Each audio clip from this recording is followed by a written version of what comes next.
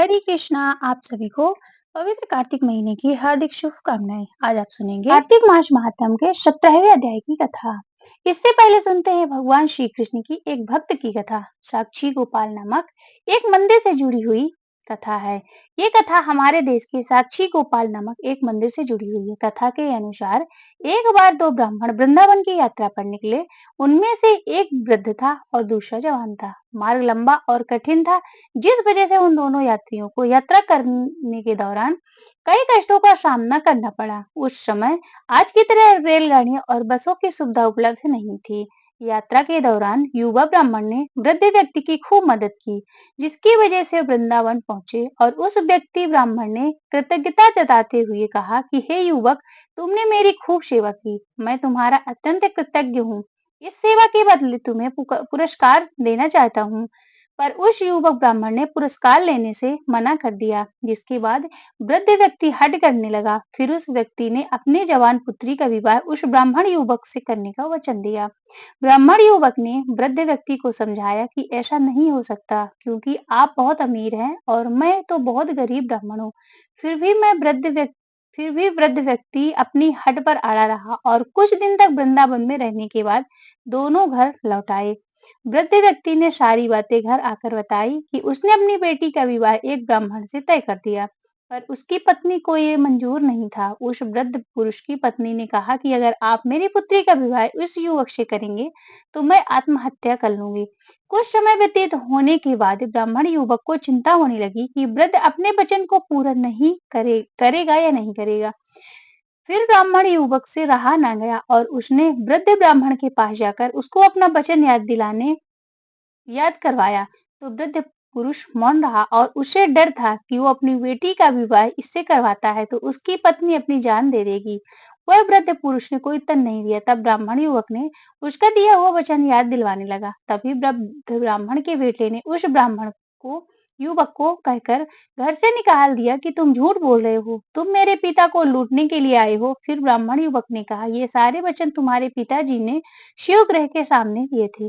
तब वृद्ध व्यक्ति का ज्येष्ठ पुत्र, जो भगवान को नहीं मानता था, युवक से कहने लगा कि अगर तुम कहते हो कि भगवान इस बात के साक्षी हैं, तो यही सही। अगर भगवान प्रकट होकर ये साक्ष्य कर दें कि मेरे पिता ने वचन दिया है, तो तुम मेरी बहन के साथ विवाह कर सकते हो। तब युवक ने कहा कि मैं भगवान श्री कृष्ण से कहूंगा कि वे साक्षी के रूप में आए।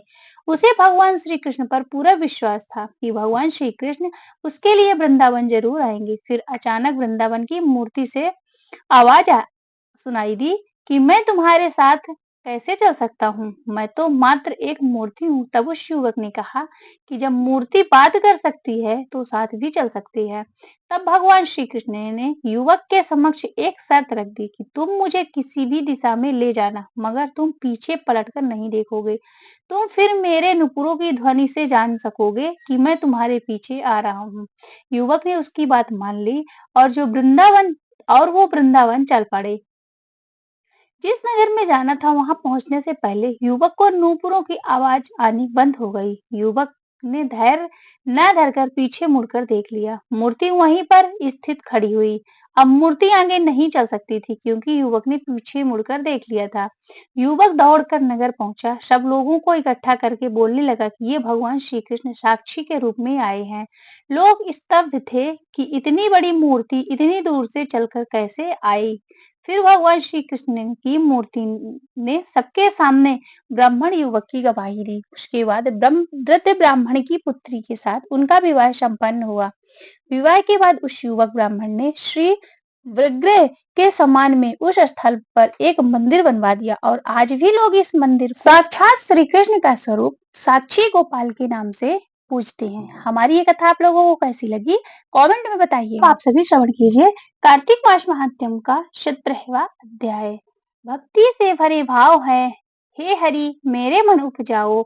17वां अध्याय कार्तिक, कृपा दृष्टि कर जाओ। उस समय श्री शिव जी के गण प्रबल थे और उन्होंने जलंधर को के शुंभ निशुंभ और महासुर कालनेमी आदि को पराजित कर दिया।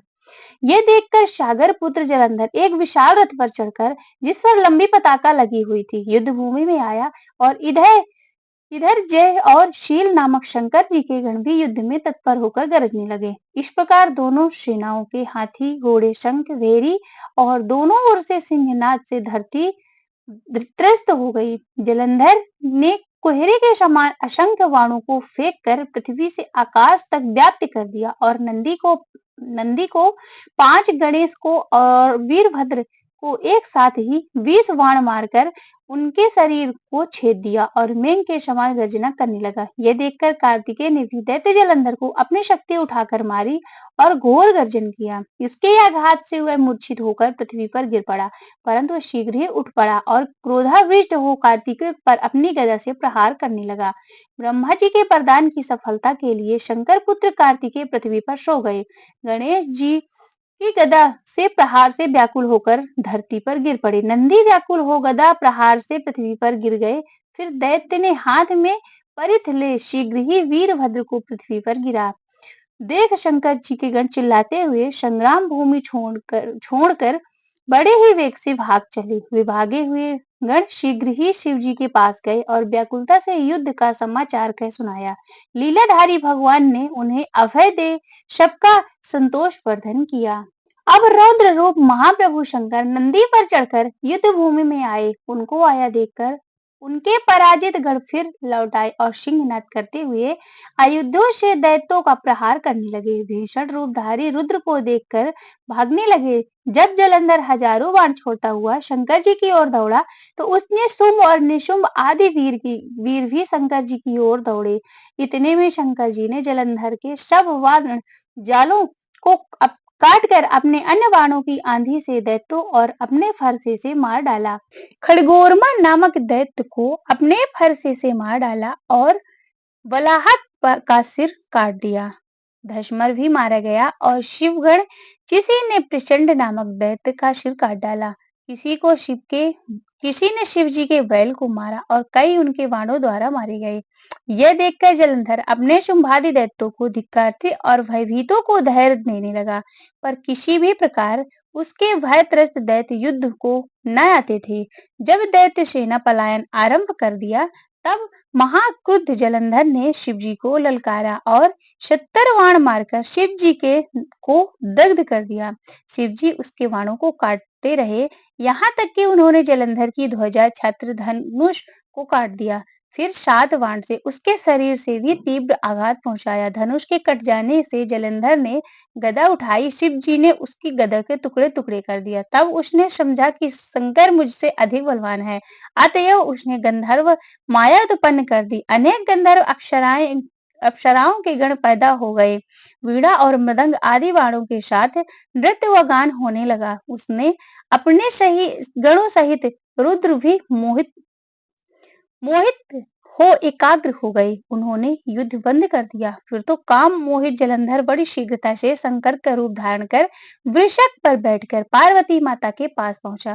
गौरी ने उसे दानव समझा और वह अंतर्ध्यान हो उत्तर के मानस पर चली गई। तब पार्वती ने विष्णु जी को बुलाकर दैत्य धन का वह कृत्य कहा और वह प्रश्न किया कि क्या आप इससे अवगत हैं? भगवान विष्णु ने उत्तर दिया कि आपकी कृपा से मुझे सब ज्ञात है। हे माता, आप जो भी आज्ञा करेंगी मैं उसका पालन करूंगा। जगत माता ने विष्णु जी से कहा कि उस दैत्य ने जो मार्ग खोला है उसका अनुसरण उचित है। मैं तुम्हें आज्ञा देती हूँ कि उसकी पत्नी का पति व्रत भ्रष्ट करो और वह दैत्य तभी मरेगा। पार्वती जी की आज्ञा पाते ही विष्णु जी ने उसको सिरोधार कर छल करने के लिए जलंधर के नगर की ओर गए। यहाँ पर हमारा कार्तिक मास महात्म्य का 17वां अध्याय समाप्त होता है। अब आगे के वीडियो में आप सुनेंगे कार्तिक मास महात्म्य का 18वां अध्याय। अब सुनिए तुलसी माता की कथा। कार्तिक महीने में एक बुढ़िया माई तुलसी जी को सींचती और कहती कि हे तुलसी माता, सत्य की दाता, मैं तेरा विरवा सींचती हूँ। मुझे बहू दे, पीताम्बर की धोती दे, मीठा मीठा ग्रास दे, बैकुंठ में वास दे, चटक की चाल दे, पटक की मोत दे, चंदन का काठ दे, रानी सा राज दे, दाल भात भोजन में दे, ग्यारस की मौत दे और कृष्ण जी का कंधा दे। तब तुलसी माता यह सब सुनकर सूखने लगी। भगवान ने पूछा कि हे तुलसी, तुम क्यों सूख रही हो?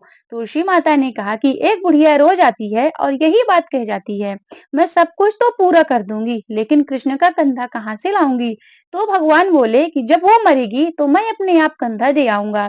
बुढ़िया माई से यह कह देना। जब बुढ़िया माई मर गई तब सब लोग आए और जब बुढ़िया माई को ले जाने लगे तब वो किसी से ना उठी। तब भगवान एक 12 वर्ष के बालक के रूप धारण करके आए। बालक ने कहा, मैं कान में एक बात कहूंगा तो बुढ़िया माई उठ जाएगी। बालक ने कान में कहा, बुढ़िया माई मन की निकाल ले, पीतांबर की धोती ले, मीठा मीठा ग्रास ले, वैकुंठ का वास ले, चटक की चाल ले, पटक की मौत ले, कृष्ण जी का कंधा ले। यह सुनकर बुढ़िया माई हल्की हो गई और भगवान ने कंधा दिया और बुढ़िया माई को मुक्ति मिल गई। हे तुलसी माता, जैसे बुढ़िया माई को मुक्ति दी वैसे सभी को देना। बोलो तुलसी माता की जय। हरे कृष्णा।